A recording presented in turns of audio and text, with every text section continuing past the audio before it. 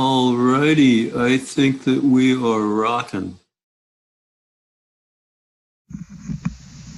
Focus around on Beth here. Where are you, lady? There you are. Spam queen. Perfect. Hello, and welcome to November's ISTE Virtual Environments Network Focus Session. The Focus Session features noted practitioners of education in virtual environments in an interactive setting, usually every third Tuesday at 5 p.m. Pacific Time. Today we have with us Valibrarian, who is Valerie Hill. She's an information literacy consultant currently living in Seattle, Washington.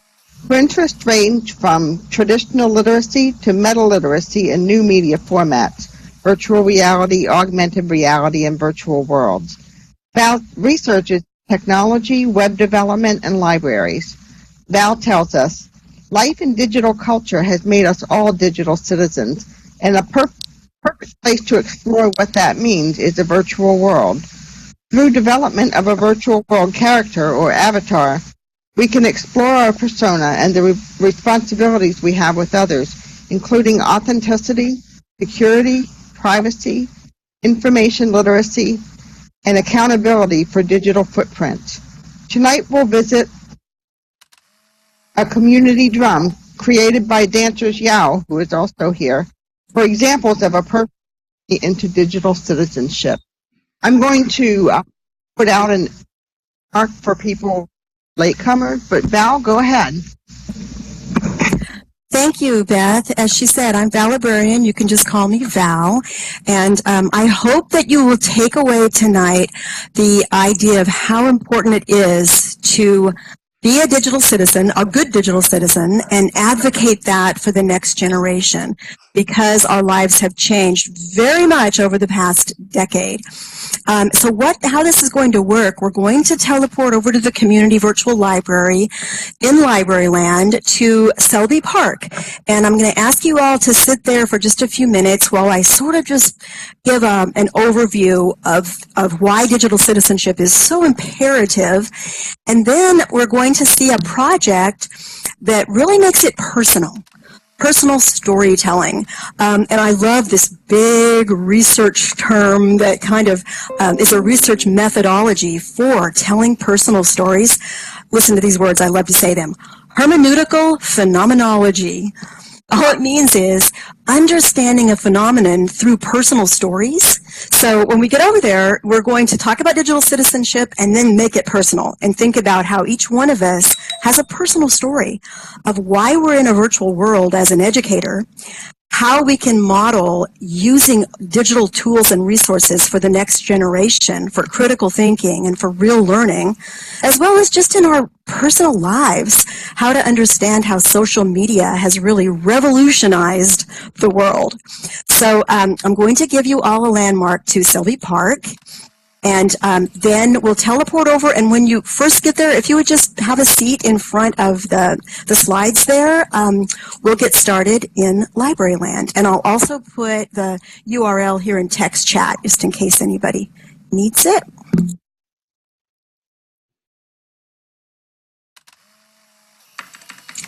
All right, it's on Cookie Island in Library Land, and I will meet you there in Selby Park in our outdoor auditorium.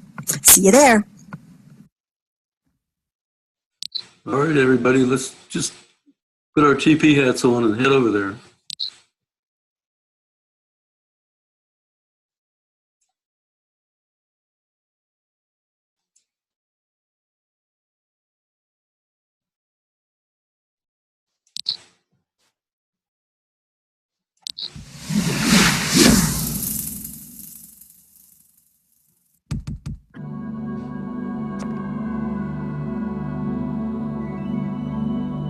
I'll wait for just a minute, and hopefully we didn't lose anyone on our way over here.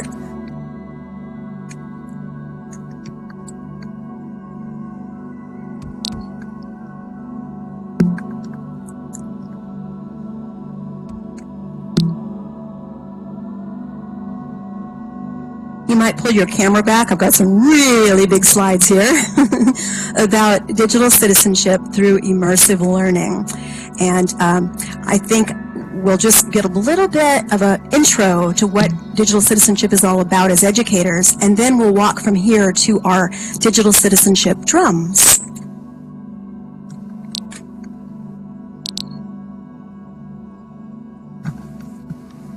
Okay, I think everybody joined us. I've been saying for a good while now that one of the most important roles I have had as a librarian is to advocate digital citizenship, because the physical formats are no longer the king of the information hierarchy.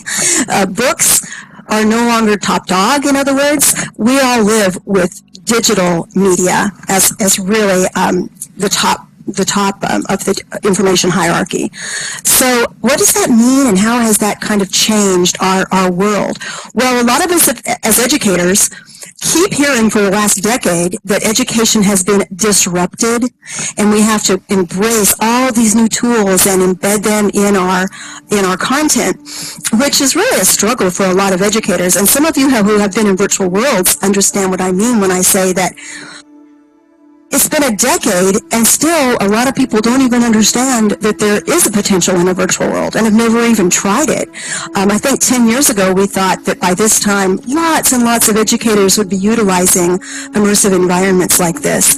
Type in the text chat if that's happened to you, where you're kind of surprised that so many people do not understand the advantages of immersive learning in a virtual space like this. And yet here we are continuing to utilize these virtual worlds, because we understand there's a huge advantage over all the other webinars and things that are flat on the web, where you don't get that sense of presence of we're all here together learning. We are, because in a virtual space, once you kind of learn the interface, we're here together. I know that you're there, you're listening to me, and we're thinking about the same thing at the same time. So this is a tool that can help with what we've been struggling with, disrupted education, for over a decade now. And I like to sometimes term for libraries how it's changed is information's changed, literacy has changed. We don't just teach children now how to read and write. We don't give them a pencil and give them a book. No, they have to learn how to use all kinds of digital tools. They come into a library knowing how to use a mouse much better than how to use a pencil. They have digital tools in their lives at home all the time. And so there's a new term for that, meta-literacy, which means thinking about literacy in the huge picture, accessing information, locating it, and also producing it, not just reading and writing, but producing digital content. That's just one of the terms we could say about literacy. Some people use information literacy, digital literacy, media literacy. I've even heard trance literacy. It doesn't really matter what you call it. It's changed. And meta-literacy kind of fits when we're in the metaverse, right? So that's a way to think about literacy changing. But really, whether you teach reading and writing, whatever you teach, or wherever you are in life as an educator, or even just as a citizen, we all live in digital culture. So digital citizenship, here's a kind of a definition from Rivero. So the phrase digital citizenship has to do with the rights and duties of a person using technology, along with other people. Because a person must consider that he lives with others in an interconnected earth. And that has happened really quickly, and we don't understand the consequences of what we've created fully. So whenever people say, I don't really get it, why do you talk so much about digital citizenship?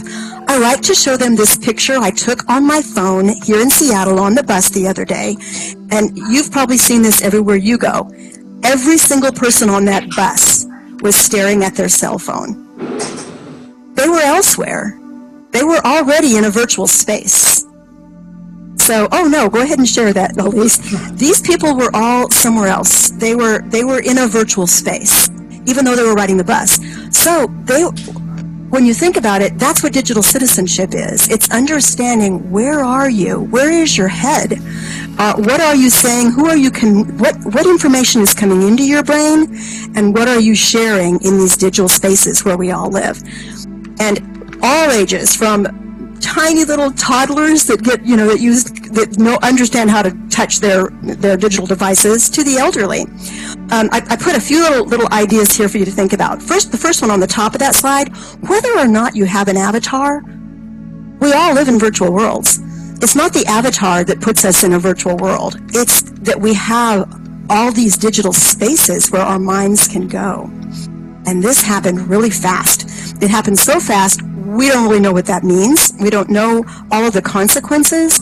There's a brand new book I just ordered, Disconnected, How to Help the Next Generation Understand How to Use this technology. Social media is causing so many young people to have poor self-esteem when they try to compete with each other for who has the prettiest life on Instagram. They spend more time editing their life for social media than they do actually living it. Social media has revolutionized our world. And so digital citizenship is now essential to every single one of us. So think about for yourself, whether it's your family that you think about when I'm talking, whether it's your workplace, whether it's students that you teach, wherever you are, there's some way that digital citizenship really applies to you, and you have your own personal lens on how to deal with it. So, as I mentioned earlier in my intro, the Community Virtual Library has built a digital citizenship museum in the virtual world of Kitely. We're not just here in Second Life, we're also in some of the open sims, and we picked Kitely, there's a lot of advantages to that. And we still have spaces. If any of you are interested, we have a lot of museum rooms there. Rooms on lots of different elements about digital citizenship, because it's not just social media and how to use that. It's lots and lots of different ideas of what technology has done to revolutionize our world. So we've had a few tours there and brought people around to some of the museum rooms, but we're still growing. We want to create a room on digital archives. How do you archive this great content in a virtual world when a sim suddenly disappears? Wouldn't it be great if we not just take machinima, but we have ways to archive these experiences and maybe someday even be able to share them, in the open sims by saving those OR files and being able to take them elsewhere, so students can really take advantage of the things that we have built, like the Anne Frank Museum that I know Spiff was sharing with me years ago. If we could archive those great experiences and then save them so students in the future can utilize them. That's one part of digital citizenship, is digital archives. But there are many other different topics. When this next slide reses, if you can kind of zoom in on it, this slide shows you it's a wheel of sort of an overview of all the different concepts that fall under that umbrella term, digital citizenship. This comes from the DQ Institute. It's your digital identity and how authentic that is. It's your digital rights, even the rights of chatbots and artificial intelligence. They have rights and they have responsibilities. It's digital literacy. It's digital communication and how you collaborate online and leave digital footprints. It's your digital emotional intelligence and how that these resources can help with empathy, and also how it can help students with good self-esteem, not the poor self-esteem I talked about with the competition of who has the greatest Instagram edited life. It's our digital security, cyber security, good passwords, how to prevent malware and all of those, online threats, digital safety, digital use, balancing our virtual and our physical lives, which really becomes difficult when it can be so addictive to, a lot of people are addicted to their phones. I mean, it's just a common thing these days. So there's lots and lots of different concepts that fall under the umbrella of digital citizenship. And I want you to be thinking, on this color wheel, where are you seeing an area that you could contribute to your students, or that you see a real need? Maybe it's, I know my my daughter is really struggling with this as a teenager. I heard a person the other day say that their niece got back from Paris, and she asked her, "Oh, tell me about your trip." She was sharing photos on social media, but she looked at her aunt like, "I don't want to talk to you about my trip. I want to share these pictures and text about them, but I don't want to talk about it." She did not want to have a conversation. And these moments like that are all moments that sort of point to what it means to advocate digital citizenship. I'll show you a quick slide here of our cybersecurity museum room. We have a room that, I'm no expert in cybersecurity, but I know it's something that all of us need to at least be aware of. Even things like, what's the dark web? How do we maintain privacy in a world where privacy seems like it's dead and all of our data is constantly being collected? How do we identify threats and malware and viruses and firewalls and all these different concepts? Well, we had an expert on internet security build this museum room, and it's a resource that we as librarians can share with others. So these are the kinds of things we put in our Digital Citizenship Museum in Kitely. Our cybersecurity expert is Eric Moore. He also built here in Second Life some cybersecurity exercises.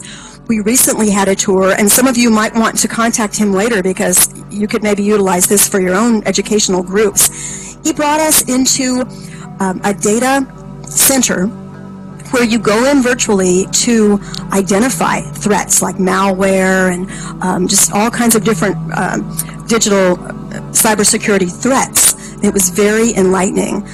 So finding resources like this, it's a great way to share digital citizenship and all of those elements in a virtual world.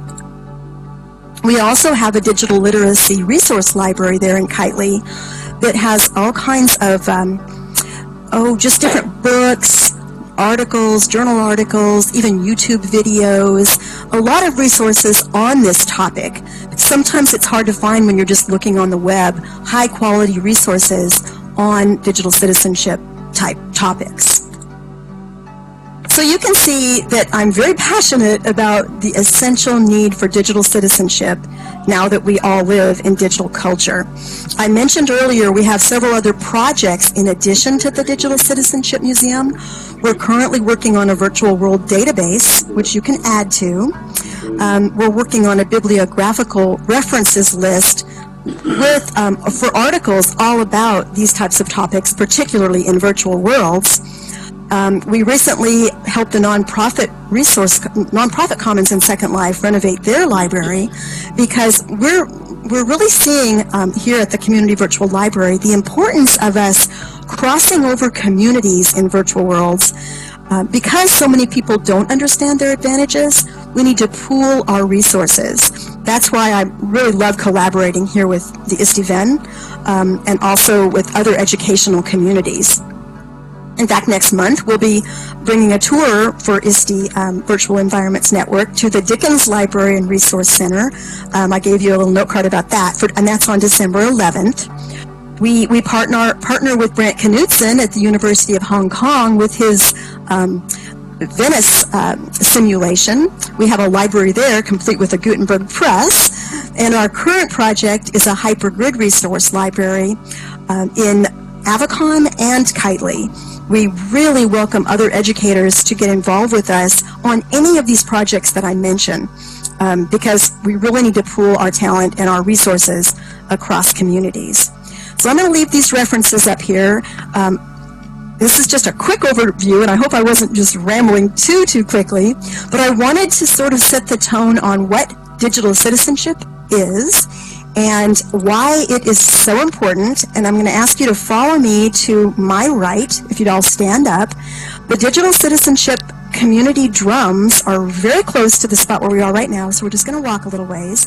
And once we all gather there, we'll talk about a really unique way to think about yourself as a digital citizen. So stand up, please, and follow me.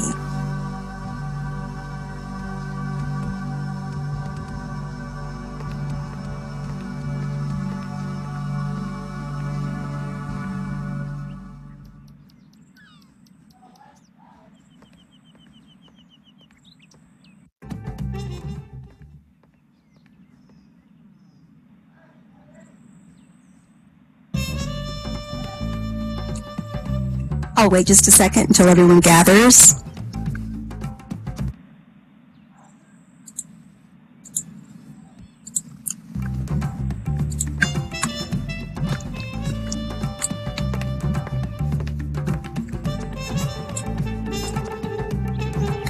Looks like just about everybody's over here.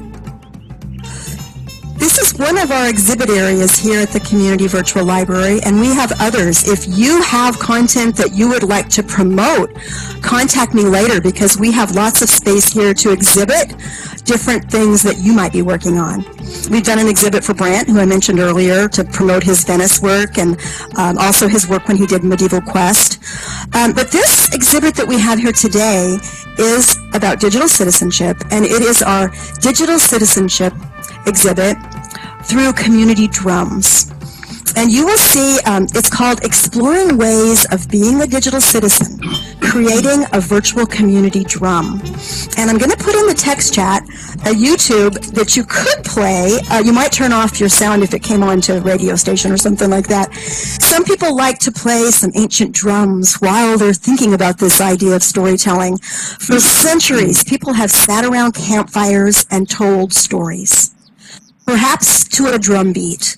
There's something about the drums and our heartbeat and making it personal and sitting around together in a circle to share our stories that makes it very personal and very human.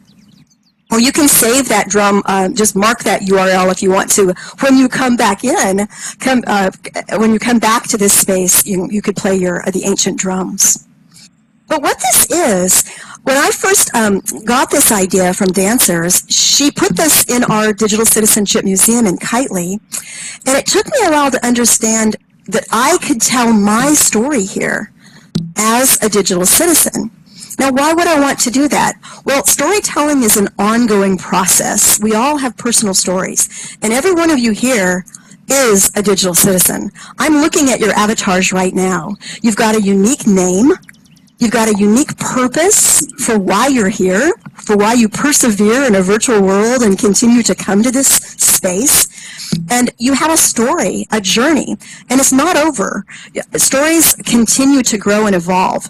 But I thought, well, I'm going to go to this drum, and I'm going to just see what she's talking about here and write my story. And I'll walk over to the big white circle here. If you click on it, you'll get a note card. And this note card is the overview note card that's going to tell you, if you click on the white drum, note card for the digital citizen. Note card for digital citizen. Yes, dancers, go ahead. Well, I was just going to say, I encourage everyone to start with the note card. I mean, to have that as a reference. Everything yes. is great. And then they can just refer to the note card for details. Great. See if everybody can find it. It's right here on this big white circle where I'm standing. If you'll click and get the note card for digital citizen. And it's going to explain what this means, exploring ways of being a digital citizen by sharing our stories around a community drum. It's a very visual, and it's a very, it's a 3D object, this drum, that we can share, and it's part of being a community. And that's one of the things about a virtual world that I think all of you would agree is important and is really different than taking a class, say, on Blackboard. You take a class, and sure, you meet a community, and you're on a discussion board, but it's not the same as a community like you have here in a virtual world. In a community here, there are the tools where you really bond and get to know each other on a level similar to how you would in the physical world. There's something about it that really makes it personal when you come in here as yourself and you create your communities and you bond with them. Well, if you click, yes, go ahead, Dancer. Sorry, I don't want to cut in. No, please chime in, please. I would say to take an example, if they want, also of our stories. That's the right in front of, it's on the drum, the two stories that we have, yours and mine, they can click on those and get examples. If you click, mine says Valibrarian, a digital citizen story. You can click on that and you'll see the story I ended up with. And you can click on the one that's, it can be more than one person in the story. Dancers, hers is with Kasuku Magic Digital Citizens. Do you want to say anything at all about your story before I talk a little bit more about telling stories, Dancer? Well, it's just, mine is an example of the kind of person that I would love to have as a digital citizen. She was my colleague and died of cancer, but I'm trying to keep her soul and spirit here because she was such a wonderful person.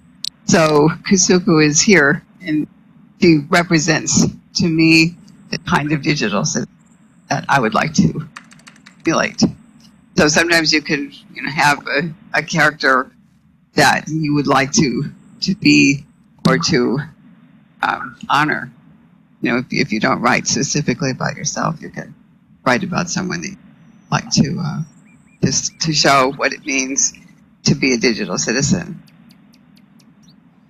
Absolutely, and I agree that it's a wonderful way to memorialize your friend and also the digital citizens who have influenced us, because that, we learn so much from each other. So what Dancers has here is a series of questions that you answer, and by answering these questions around the drums, each one of the drums has a question about your personal journey as a digital citizen. And as you go through drum 1, 2, 3, you go through the different drums and you ask yourself the questions, your story just tells itself. You basically just answer them, and there's your story. Now, as I said earlier, it doesn't end there. It's not like my story is over, but this helped me kind of delve into why I'm here and what my perspective of a digital citizen is. And then I can add it to this drum.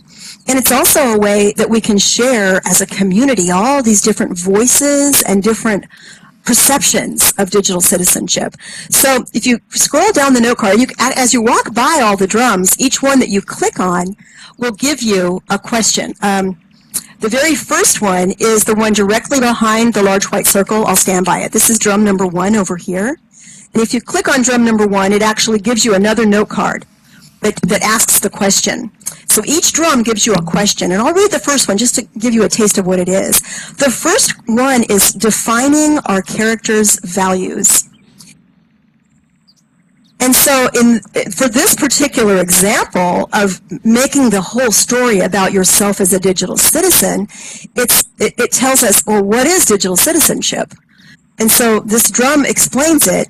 But then what we need to do, you'll see in her original note card, the note card for a digital citizen, you really want to define your own character's values. What are important to you? What are the most important values that you have here in a virtual world that you have to share?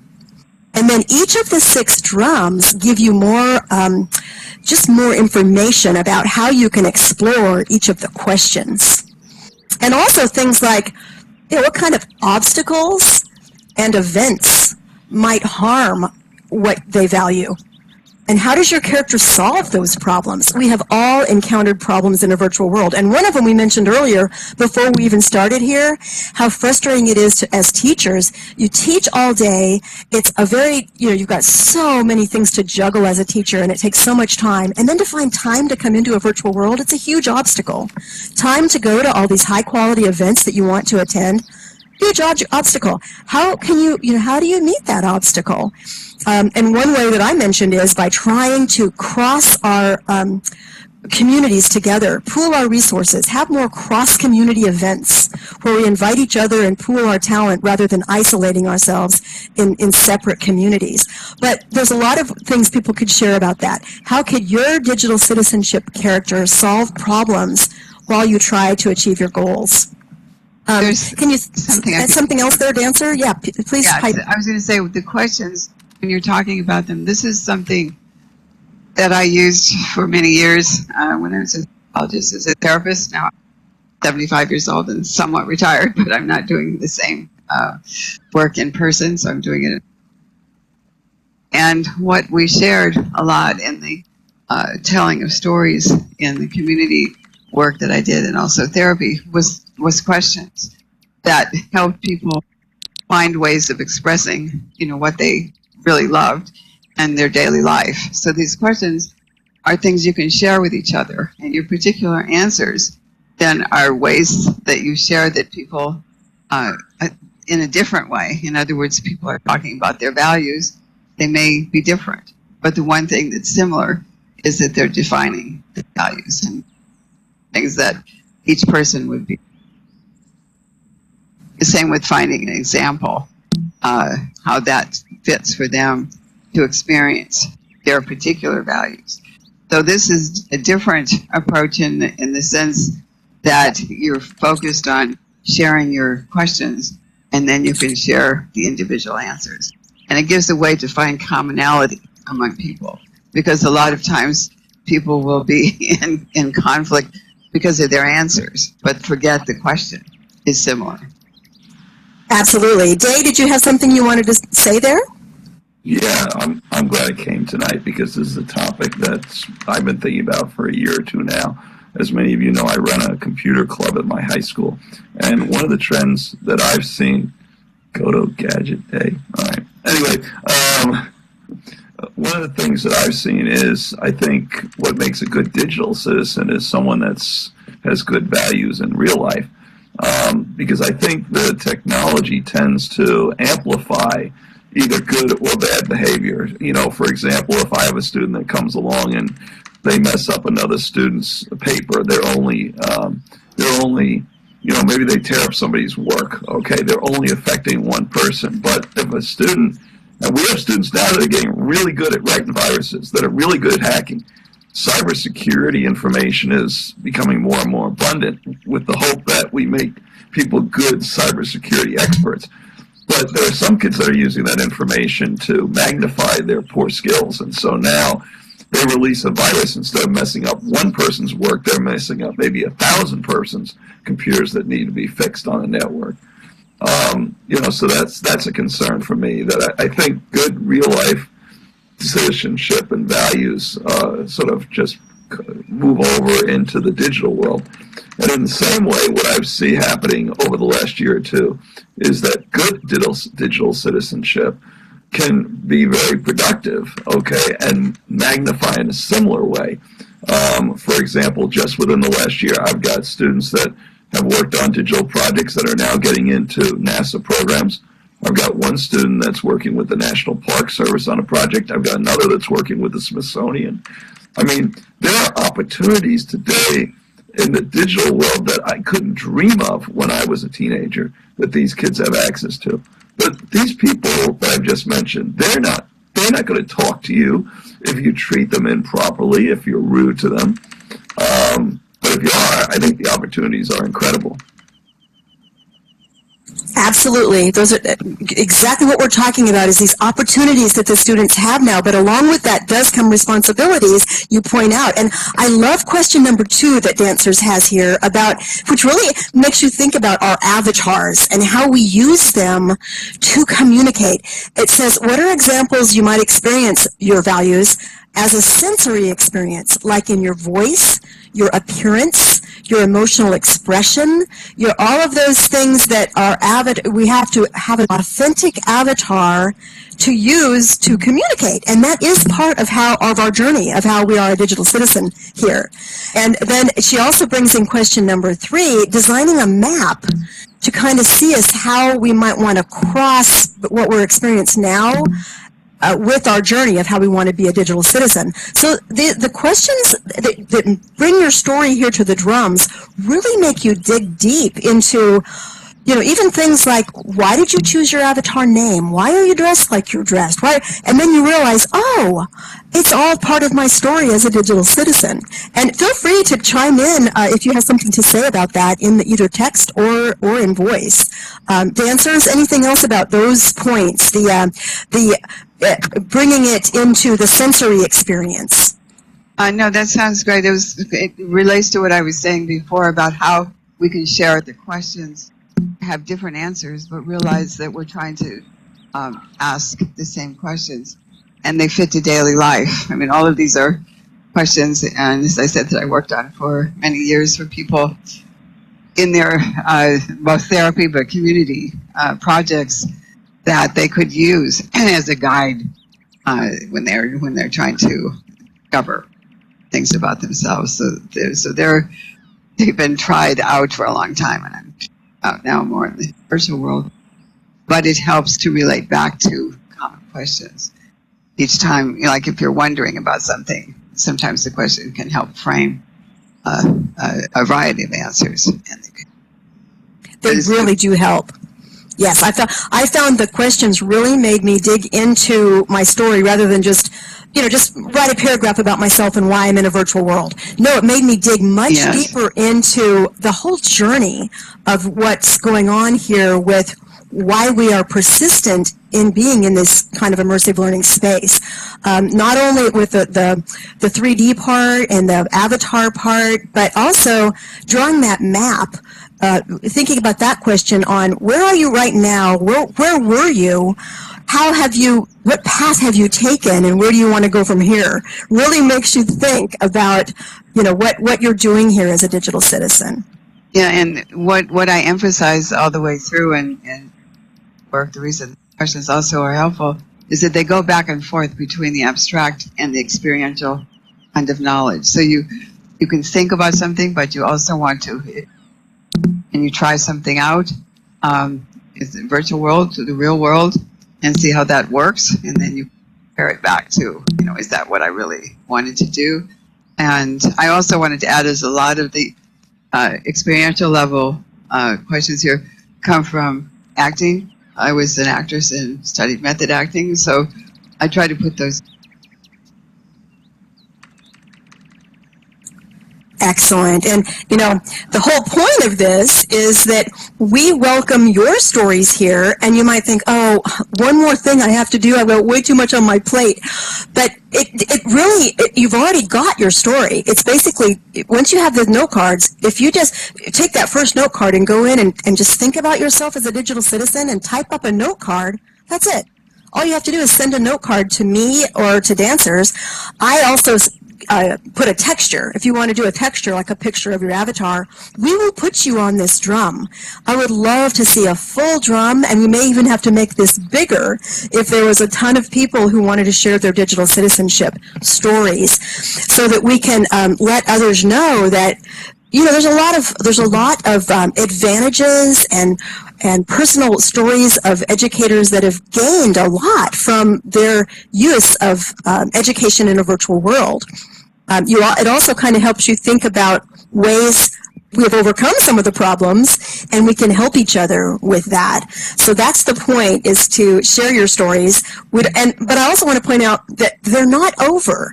When I first did it, I thought, well, what if I want to go back and change it? Well, I can. My story is not over. I may change it and just put a new note card in. It's not like it's a done, my story's over. And it can be your own personal story, or it can be something similar to Dancers, where you do it with a partner. And you can have more than one story. You could do one about yourself and one about perhaps, how would this work, Dancers? What if you did one about yourself and then a story about someone who you see as a really good mentor digital citizen who has helped you? Oh, I think that would be excellent. And also, if we have enough stories, they can be put together as a bigger story. I mean, as a play, as a machinima, in other words, how people interact with their digital citizens. I was going to say they could be put in your library too. I mean, where maybe there are kinds of characters that are created that are going to interact in ways that help learn for a group about the digital citizen, how they interact with each other. Absolutely, really yes. Oh yes, and you pointed out bullying. What a huge problem, and that's, that all of these are things that these stories could really help when we point out the problems that we see and ways as digital citizens we can help our students. That could be part of this. And you'll notice if you cam over the top of the big drum, the goal would be to have all of these different pictures of the digital citizens scrolling over the top of the drum, so that it's sort of a 3D example of all of these community stories. Any other comments on how you think these drums could be useful. Has anybody thought, oh, I could write my story. I could send that up here and put it on the drum?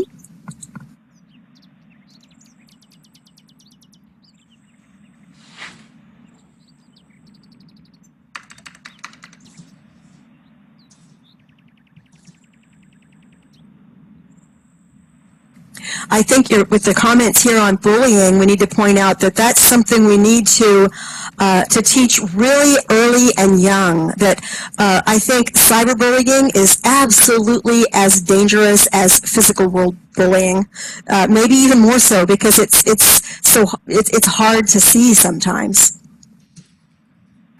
So, and I was going to add, we use some of these relation to bullying. I worked with some of I'm from Los Angeles and worked with some of the gang violence issues in different parts of the city. This was years ago in the 1980s. They for to do that. But we used theater to create characters that were not violent, and it worked very well. So this is we used also the same kind of questions for creating the character. So I think we might be able to do that here with the bullying too. Have someone play that role and see how we could help change it. Great point. There's so many ways you could utilize the storytelling drums. And you just mentioned in text chat that it might be an activity for a writing group night. I wanted to point out that our assistant director here, Elise, she has got us involved in Camp NaNoWriMo, and not just for November, but year-round we're doing write-ins. And when we talk about these cross-community events, I would love for you to maybe get with Elise. She's an excellent writer and great at prompts and helping with writing. You might be able to utilize her to help ISTE VEN with your writing group. The more we can pull our writing groups and all of our different community events together, the more that they will grow and they will be successful, and not just one more thing that we have to put on our plate. I've found that if you do what you love to do in virtual worlds, then it's not work. But if you're having to twist somebody's arm all the time, it's we just can't do everything.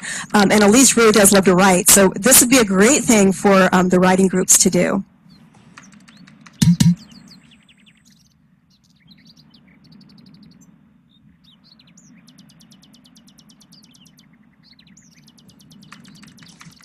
I will put our calendar in the text chat once again because it shows when we have our write-ins and a lot of these different events that we have.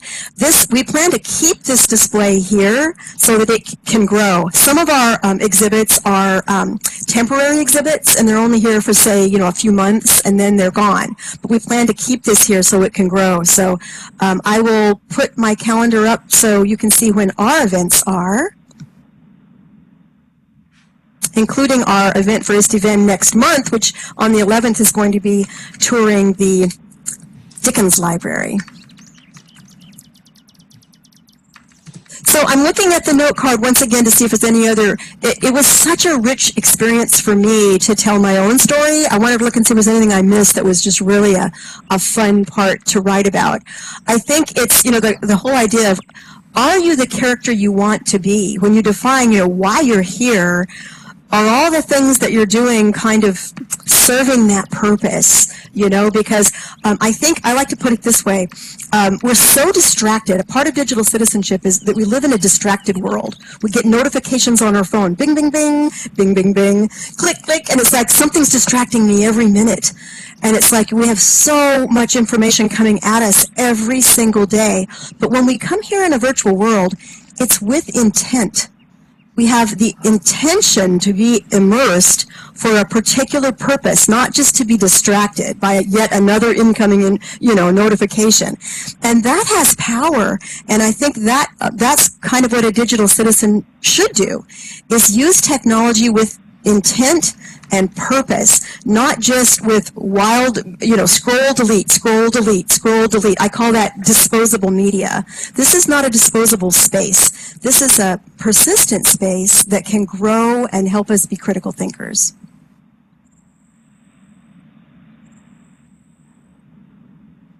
Anybody else got an idea from this of how, it kind of relates to your own personal lens of digital citizenship?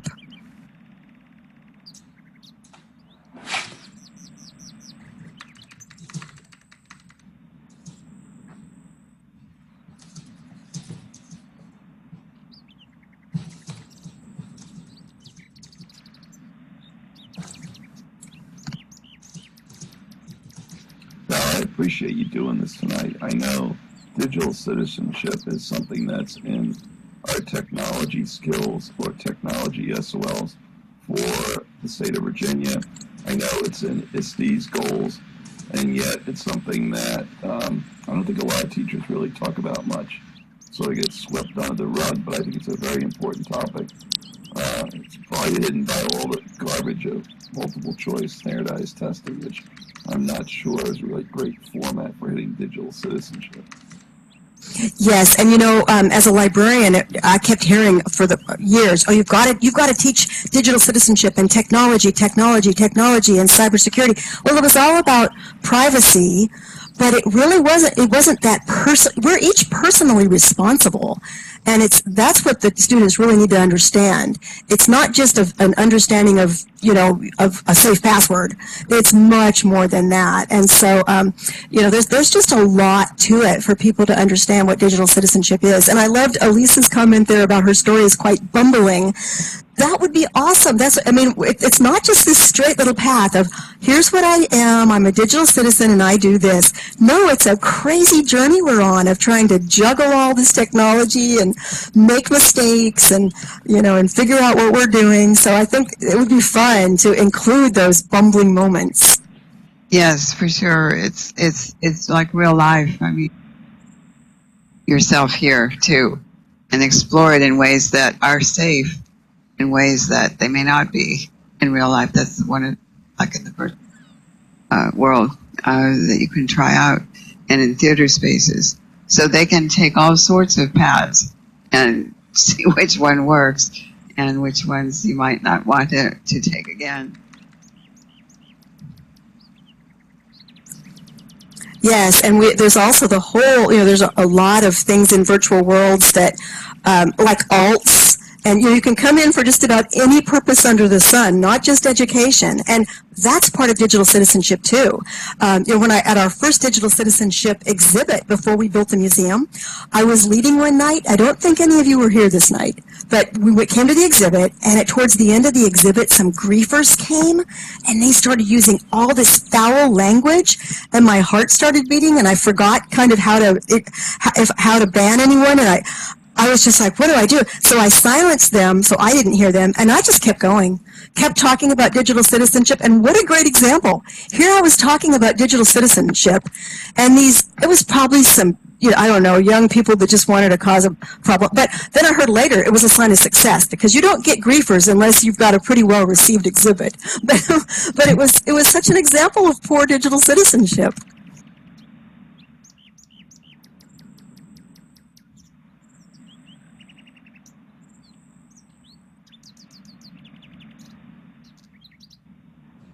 And Elisa's asking about a drum circle in the physical world. Dancers, do you have any knowledge about that? Just how, because I know this is really an ancient form of storytelling. Yes, I think that right now one of the places to look for that, and that would be online, there's probably with American and Native Indigenous groups around the world.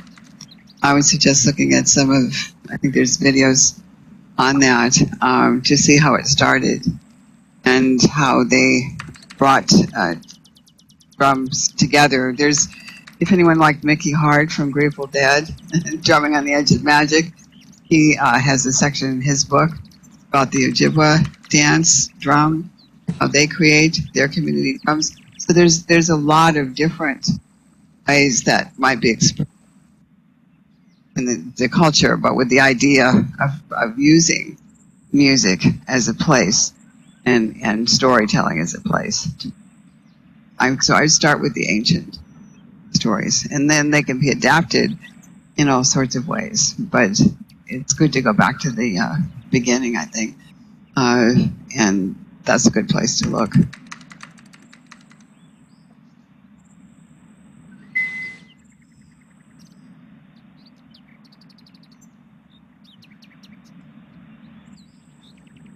Great. Yes, I think it's exciting to think about storytelling in this new creative way, in a virtual world. It's an exciting thing to be a part of. And And I wanted to also mention, before I forget, that the Open Simulator Conference is coming up in December. So I'm going to put the link to that here. The Community Virtual Library will be kicking off our goal to create a hypergrid resource library to help people navigate across all of the grids like Kitely, Avicon, OpenSim. And we have the Digital Citizenship Museum in Kitely, and Dancers has a room there. We'd like to build more, and we'll also have a room about archival. Perhaps we could archive this digital citizenship drum with all these stories and put it out into the OpenSims so we can learn about how to archive virtual worlds and export them and share, for the future. So if you come to our presentation on December 9th at 3:30, that's going to be about our hypergrid resource library, so we can help people learn about navigating across the grids. But I know some people don't want to leave Second Life, and that's fine. If there are educators that have a community here, we will be in Second Life as long as Second Life is here at the Community Virtual Library. This is our main branch. But we also, for sustainability and for long-term goals, we want to be out in the other grids and learn about the future of virtual worlds.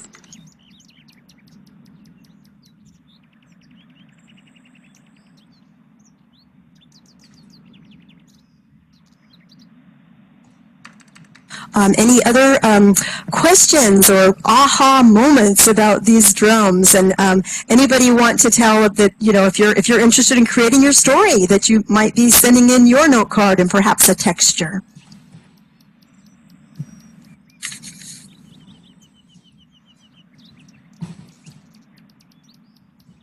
And in addition to creating a story, if you choose to do that and send it to us to put here on the drums, we also have room for our Digital Citizenship Museum to grow. We do have tours there. We'll be featuring it at the Virtual Worlds Best Practices in Education Conference. We'll have a tour to show how much it's already grown. But if you do have, we'd love to have, say, a room on bullying, a whole room on cyberbullying, what it is, resources on how to help young people learn to protect themselves and teach them not to cyberbully. I mean, we don't have a room on that. I mean, there's so many different things that we could put in that museum that would really help educators and really everyone.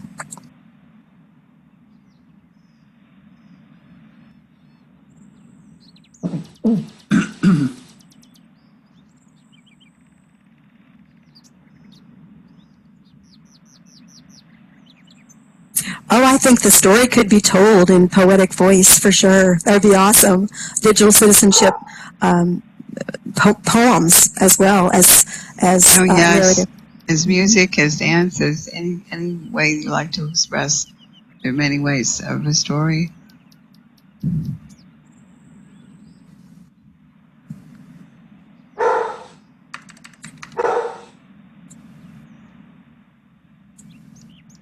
So we do hope that you'll be contacting us and contributing something to the Digital Citizenship Drum.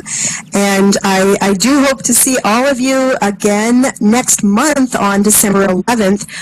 I do mention that you might want some historical attire from the Victorian era, because it's a great simulation of Charles Dickens' work, and there will be live readings all month of A Christmas Carol, as well as many tours. In fact, there are other tours. I can give you a note card of the various tours for Dickens besides the one on December 11th, just so you'll have that.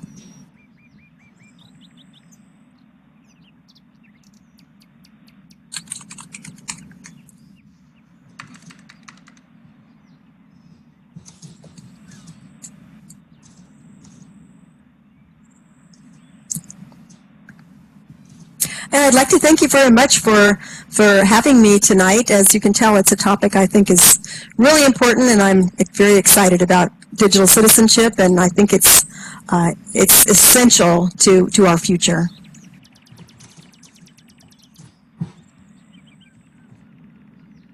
Thank you, Val, for how you presented this. You do great every time. It's very uplifting for me to hear you talk about everything. Well, and thank you. rocks. thanks, dancers, for creating this great drum and sharing it with us here at the library. Yes, thanks, dancers. A lot. Wow, wow, wow, wow, wow. Very impressive. And fun. Thank you all for being here and listening. And I love the ancient time, especially because I'm older and there are a lot of people on Second Lives that are. And I think that's one thing that is helpful when, in my case, in my 70s, is to look at the things that really are of the greatest value and try to find a way to keep expressing them. And the drums, one of mine was that too. So I was trying to find a way to share it. And that's why I was suggesting Native Indigenous culture told their stories to do. It brings it, and then it brings it to the current time of how we can make that more meaningful in the digital world.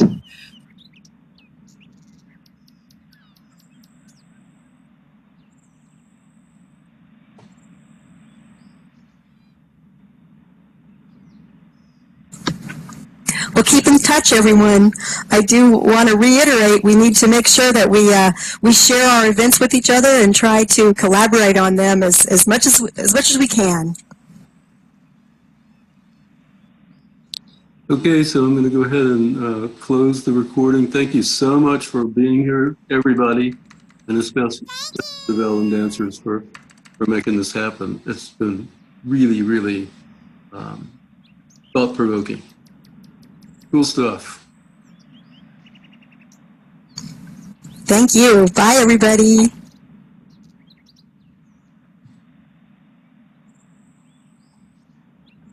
Well, thank you. Thank you for being here. Good night. And Val, are you going somewhere from here? I'm probably going to go off, but wondered. Yeah, I was just going to say hello. I've got just a minute. Thank you so much for being here. It really